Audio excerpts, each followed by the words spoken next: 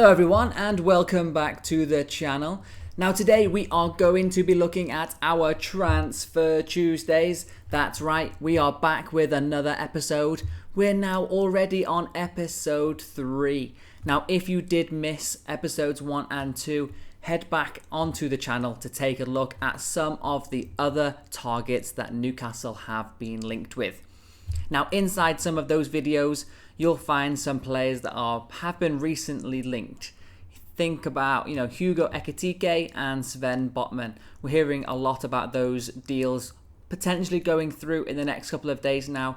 A lot more anticipation around those deals, and I have covered some of those in more detail on some of the other videos. But now, if you are brand new to the channel, don't forget to like and subscribe to the channel if you are really interested in all things Newcastle United.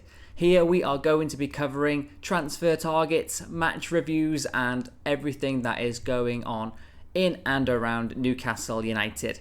So if you haven't subscribed already, hit the button down below. But now let's get into today's video of the top 5 targets that Newcastle have been linked with for this week. So Newcastle United's summer business is set to get underway as the transfer window opens next week and Dan Ashworth is able to get to work. The former Brighton chief has arrived at St James's Park as a sporting director and now will be working with Eddie Howe to bring in some new signings to bolster the squad ahead of the new season.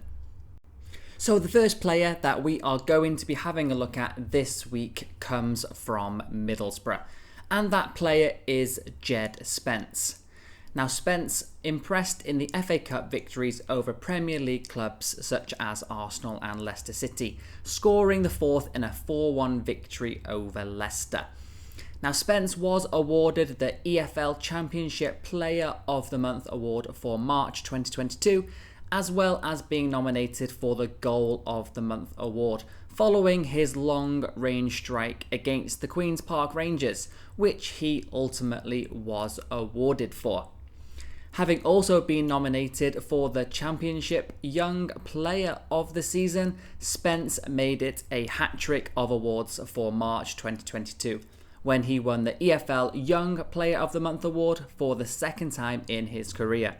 It's clear to see why other clubs are really interested in his services for this young prospect moving forward.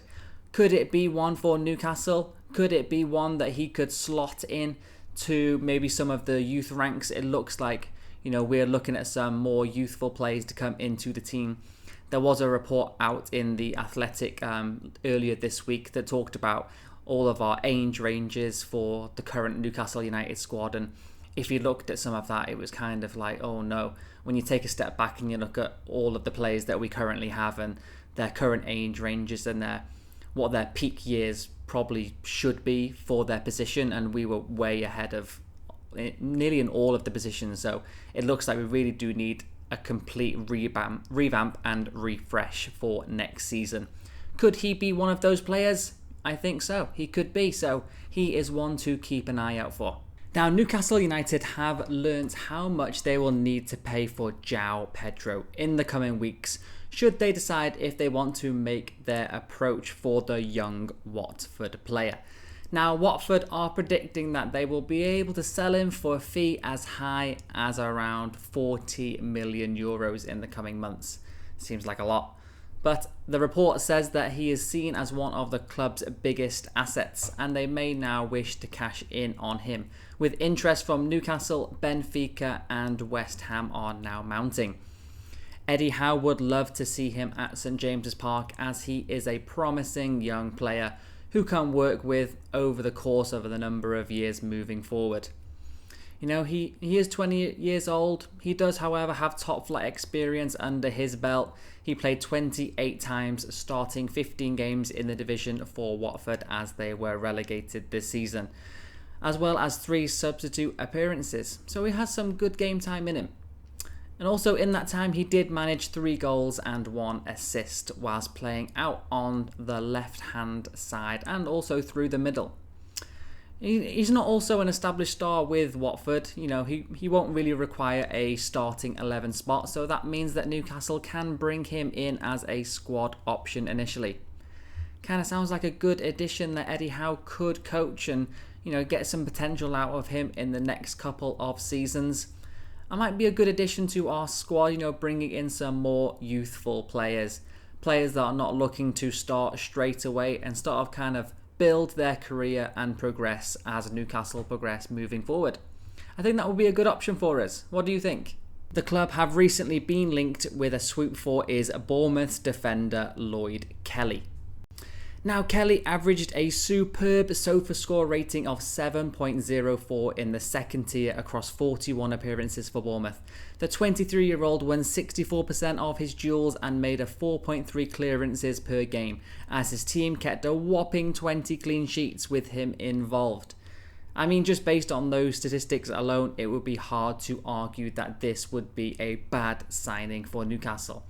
It's clear that every team in the world knows that Newcastle need a centre-back, and it just shows with the amount of defensive players that we are currently being linked with. So it just have to wait and see who we end up choosing, who we end up nailing down and signing to partner with Dan Burn in the next season. Now, who would you be happy with Dan Burn partnering? Comment down below, let me know who you think is the perfect defensive partner for Dan Burn.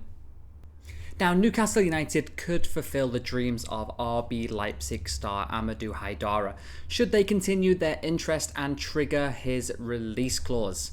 Now, Haidara has been of interest to Premier League sides for a while now. The Leipzig midfielder was a target of both Newcastle and Manchester United back in January. Now, Haidara has played 20 games out of a possible 30 in the Bundesliga so far, and he has missed periods through some injuries as well as the African Cup of Nations. But still, he has contributed to 4 league goals.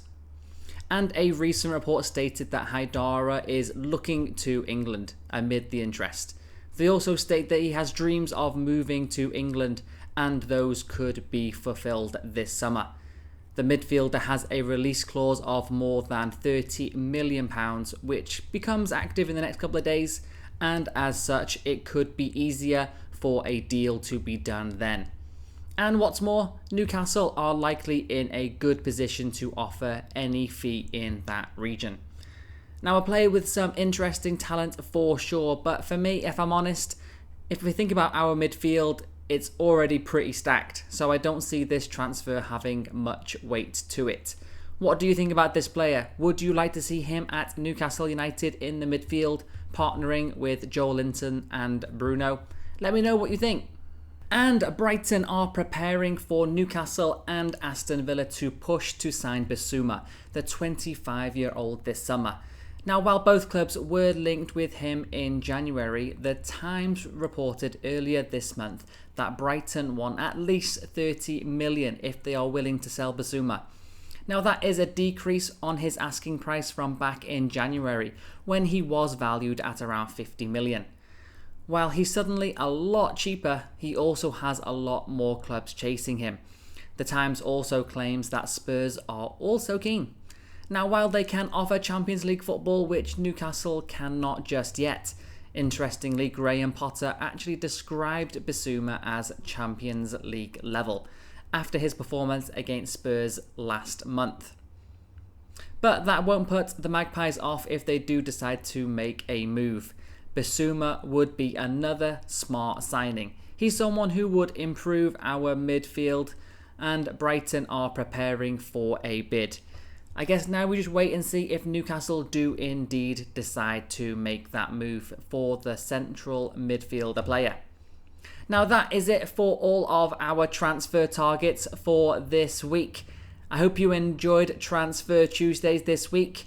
Now, this was episode 3. We have looked at 15 different players from episodes 1 to 3 now.